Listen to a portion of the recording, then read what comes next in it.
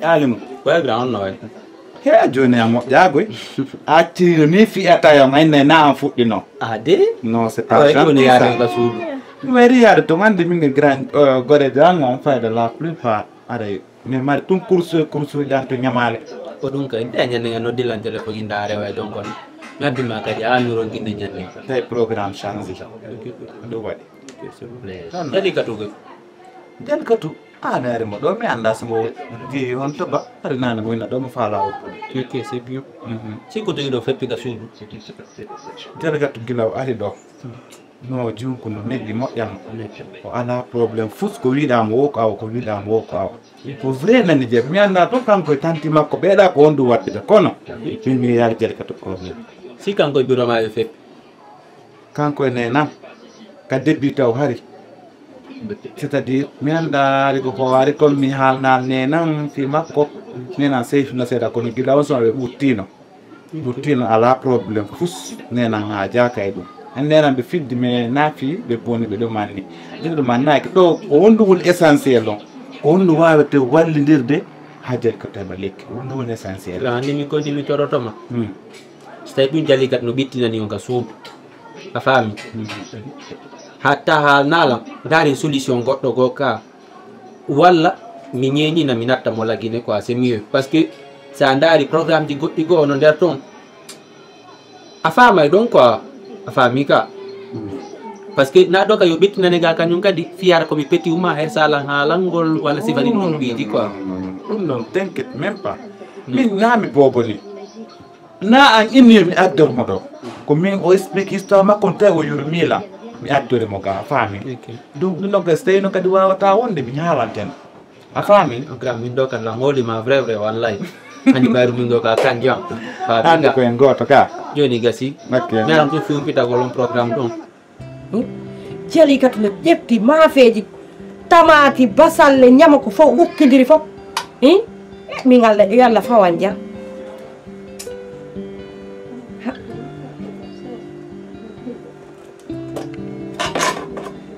dari jet fop wukkidiri halalla nene natu modi mi do ga kundu no ngerbetade do onon to Allah ne da do go modu da non ko wadi ko dalo mo ƴetti tamati ukkidir tamati e basalle fo ukkidir joni fo wonti ndiyam est ce que o kanko ukkidir ɗum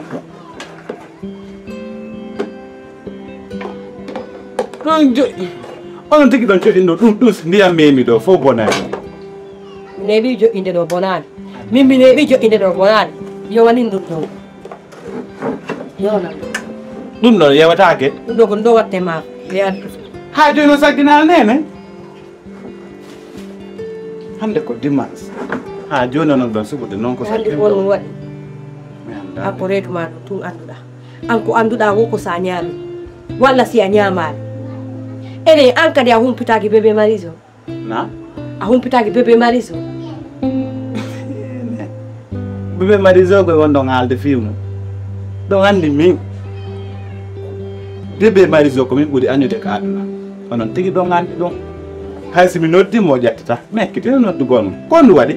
o arti miɗon noddude mo ala e feewi mi noddimo ka whatsapp mi noddimo ka appel direct ala e feewi mi annda o nawno mi annda ko honɗo te min halduno ala no bilen ni oya feewi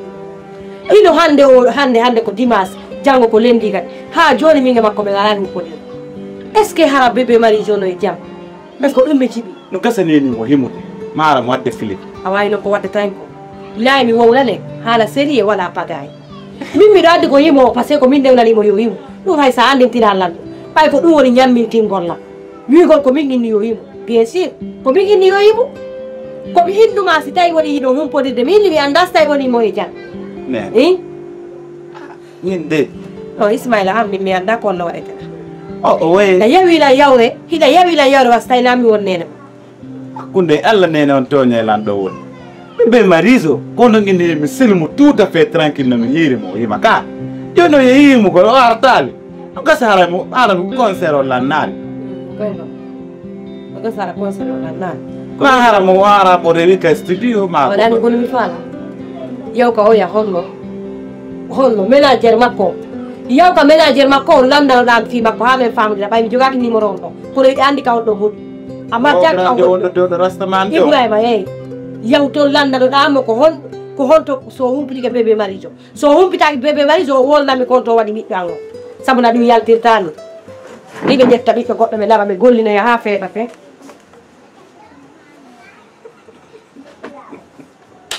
ɗum ɗo fuɗɗike lammude yo humpitoɗa miya hay gofide on mi yeddi konngol mon ngol kono bébé marijo onon tigi on mi haalno mi ala haalde fof ko way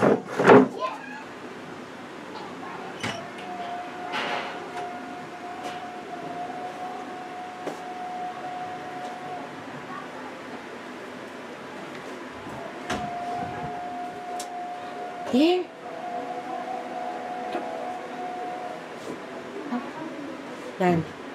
darande fof ɗo Ibrahima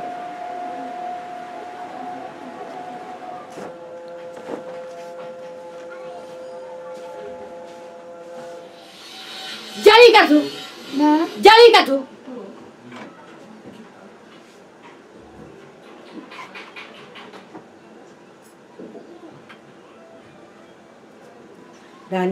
dan rogu ma fof ɗo tanki rogu buyima fof ɗo waɗi baade ay naynaji o an kadi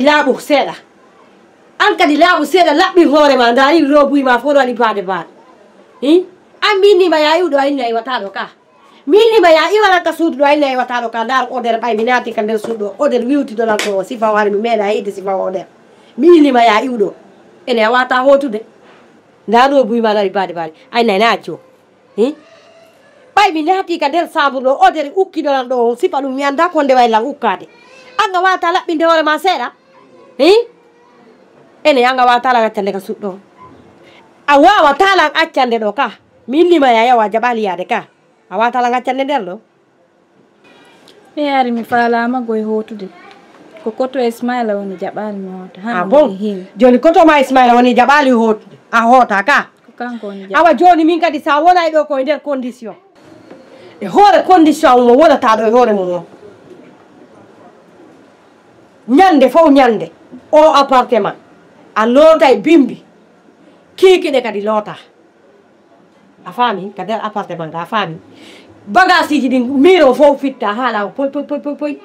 est ce que anani ko mi wima ko conci an ɗin ɗi wuppirtake sina banque wongal ƴettata wuppa conci ɗi gan laaw poy est ce que anani ko mi wima ko mais noon anani ko mi wima ko nene ɗon andi noon min sellam min hay conci an ɗi normalement si tawini ɓaaka amen ɗi conci heɗ ko nden a uppanayno laaw mi fenanta on de mi wata ƴettude ɗo bankol mi nanga bankugol ɗo conci andi ko nene ma wiiɗa min naami nene ma ko nene ma wiiɗa ko wuppante min naami nene ma ko nene ma wiiɗa wuppante min non ɗo so a wonay ɗo a wuppay a lawƴay a defay et puis man ñande fof ñande a wuppay ɗe daraje ma ɗe e cousaseji ɗi ko ñande fof ñande a wuppay mi yiiɗa yiitude ɗo dara hande mo itti janggo mi yiitamo ɗo a faami mi sikka aɗa ɗi ko mimo ma wiide ko tapi on ka salon on kadi ko wuppeteɗo haalama poy mi haalnama ɗum julle fotayɗe ɗe fompaɗe haade lama pos ko ɗum no woɗi si wona sa wonay ɗo a waɗay komi wi ko sa waɗata komi wi ko ga dégage to ko ɗum addunomi ɗo mi yeehi ndama hay kami jooɗi ɗo miɗo duugude ɗo addi wuude sugdare komi joƴƴina wallina ɗomi ɗuman ittu met daɓɓata darare an sabte yakal ma Ismaila naam mère ko fi o joomo wadde baka suudu Jallikatu da ndibbi ko fi homo ɗo na fi jali ɗon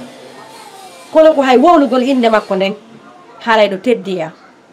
sabuna miɗo daari miɗo tawi himo ɓuri langue suudu hiɗa ƴettimo kadi ɓurninmi e suudu an Jallikatu mbe a addimo ɗo gogo a haalnalno goo a manquila respect kono noon waɗu ko haalna Jallikatu ɗo sa yi hande mi nela e Jallikatu addanan ndiyam mi yara o salo mi inna Jallikatu lawƴange miran o salo mi inna Jallikatu wuppange o salo mi wowlay to en ɓerndeya nden no musudela miɗo nawni miɗo waɗi ni miɗo waɗi ni sa yi ɗum ɗo fof Jallikatu no wadde ɗum koye ma o tigui kono noon mi andinde tun hunde wotere o nawnuɗo mo ƴettuɗa adduɗa ka nder suudu ɗo a landaki lak a landaki hay goto a nokkoyo ka nokkoyɗa waddanila pattanila ka suɗɗo na nafa hay fof somari sina lorla lorrugol lam kono ɓay ko ɗum ɓuranma ala probléme mais mi addawɗo fi ko lorra taw hande mi wiya gemma fof moƴƴere ko noon ɓuuri ɓay ko noon heɓilan ni lan dankilan ha mi fottini min mi sikka Jalika no mari probléme ko gonga ɗum noon mi waɗi on ko metti par ce que mi addimo ɗo mi haalnalo min ganda kadi kikkiɗe hari on ala gam ko ɗum hande mi haalnam joni min gominna taw so tawi o waɗi on ko metti fi Allah no yaafi mi yewtide e makko so wonay ɗo o respecta yo so tawi o wonay ɗo o teddina yo so tawi o wata on teddinde ɗum noon o wonta ɗo en tout cas min gon ko ɗum ɓuranima so tawi o teddintala yo yimɗo ko ɗum wonta gasi min ɗum noon hella o ala mi yettomo ɗum ko forcé noon ɗum na ha o jeeje ko respecté ma o ɓay ko ɓee ɗum ñannaymo ha ɓee ɗum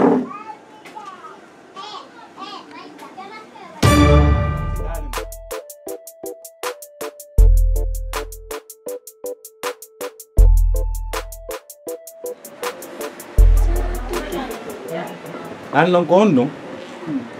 an tigi a nani docteur jonko inde kon ka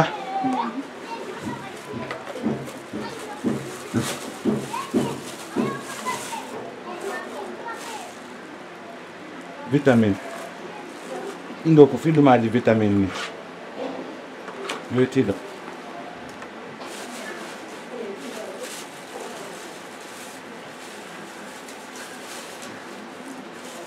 hayde ɗo kadi ka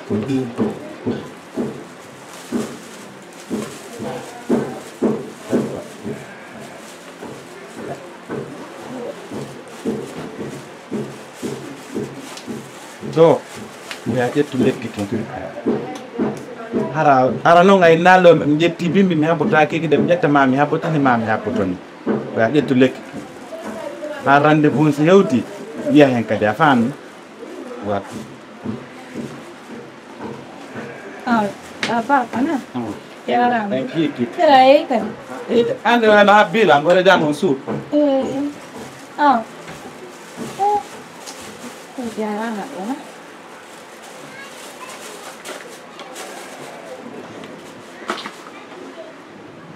Onai ça va Jalika to rejo avede jam kon ko fewu marso etto dala no moɓɓe reje gan jam on gue moy jam e bulu hande kadi mo yalti e bulu e Jalika to noɗi ko suudatala on ni anda kon mo nde ñande mi ari ɗo yummiraɓe ngala ko ɓe accirilam miɗande min si ɓe acca Allah min na ɓe accata ɓe yennuma an bien sûr ɓe yenni lankay mo fi on nu Jalika to andi kon faala ko acca Allah min ko ndun accatama min alima mi wata haalde komi feƴƴinta ɗo kon fof puisque hande iɗa andi ɗo wanaka anni naka nenani naka babana Allah wallilan o giɗo Allah ɗo honno koto Ismail kanko woni sabu ha mi ali ɗo hande si mi ali ɗo hasim tenel makko ko bomɓe Allah ɓe yennana Allah ɓe ɗuman noon mi tawi ko be mi muñño ɗum ɗon fitta mi créyamo probléme puisque so ɗum woni haalangol mo ñande fo ɗum ɗo e ɗum ɗo détail gol ɓe wadda e mo e nene makko te hara min komi feƴƴo ko nene makko no wawi wade wo ko nene makko est ce que a faami min yummiraɓe ɓe wadda lan ɗo komi wata sifitade fini kono mi watama haalande an mi bonnama ɓerde mum puisque si mi haalni wa ɗum ɗo an mi tampinte won si mi haalni koto Ismaila mi hokkidira e ɗo won est ce que a faami jon noon koye mi jooɗo ɗo mi muñño ɗo ha hitande Allah wallilam mi hooti kame o mi andigi kon hay sa haalnanigi koto Ismaila kono min hay fiya do a kalan suuɗude a faami ande sa ari ɗo donc ko min e grand jon andinirno bien avant mais déjà e ha on andiniri on non ɗiɗo kala ma ɗi ko a yandi hakkude moɗon ko explique nan min a faami ka mais ɗum ɗon fof ko fiwata wonande probléme puisque la andi hande ɗa mapanilan to ɓila mapi ɗo mais kala la andi ɗa mapanilan est ce que a faam jon simi handima ɗum ɗon mi bonnay woni golle ma fen ɗo mi jooɗo ɗo mi muñño ɗo ko yiɗa waɗi o feƴƴede andi koni mi mintama Jalika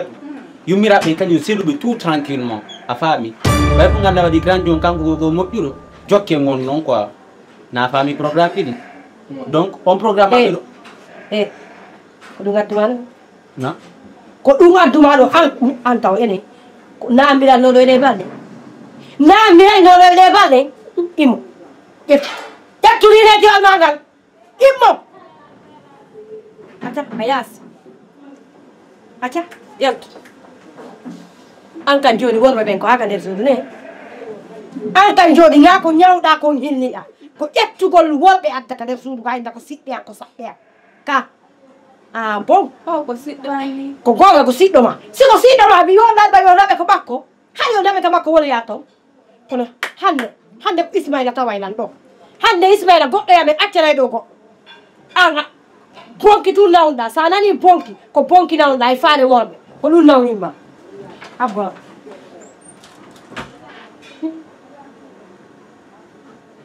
alors bonno e jam ɗum naala jam eɗen jam yettude Allah wayri wayide lanɗo eɗa suuɗi tum meɗen ɗo meɗen e jam awa jali gadude e ko ɗum mi noddirma ko Allah fi jali gadu noddirno Allah awa probléme ma kadi kadi ko woni ɗo ala ko wonnani mo ala e nder andan ko hewtuno ko an ɗo ala ko wonnani mo ko wonki hen ko woni mi talindir awa kono wonnimo wala ko taga ɗo duwa waɗanande awa anande kono kadi katum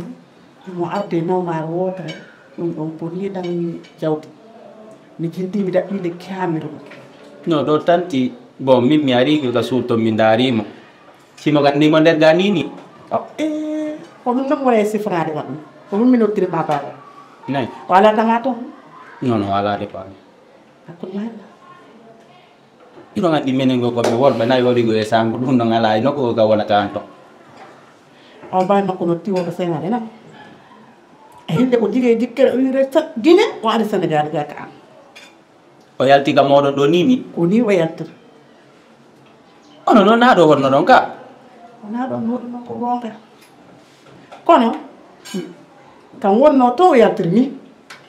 mi ronko andude kaw yaare mi ɗaɓɓitimo ha mi ronki ekki mbawi makko kadi ala kona e jerde noddugol an téléphone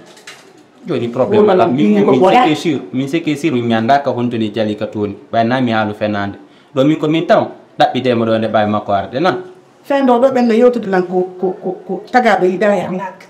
probléme ala mami ɗaɓɓita peut-être si tawi no joguitnomo ka nder suudu nder ga no wonno bon ɓe haalanta noon goɗɗi goɗɗi n' importe quoi mais noon ɓayro waɗi kadi ha o yalti joni ndaare feere jomin nambidan kama toon non min o ala ko amen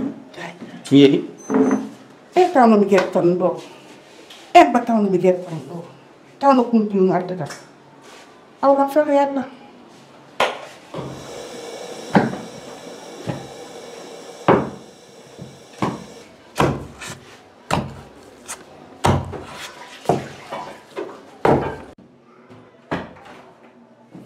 Ya, assalamualaikum. Waalaikumsalam Ismaila ari ɗo arɗo Nen, ko woni fingo untu ɗo fof woni ɗo wolere te untu Ismaila joni o joni mo adduɗa ɓe o wadda e worɓe ɓen hakka to mbere danki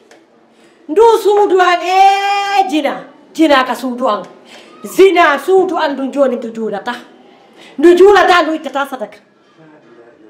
Ismaila ko ɗum wattami Ismaila nene ko on mbaddi worɓe on to hakkude mon Allah nene nawnuɗo ma bo duɗe nawnare noon ma bo fi worɓe mi ara mi tawa hiɓe waali ka tumbere tanki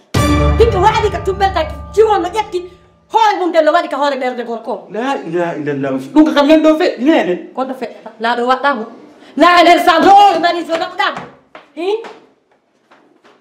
nden kadi adi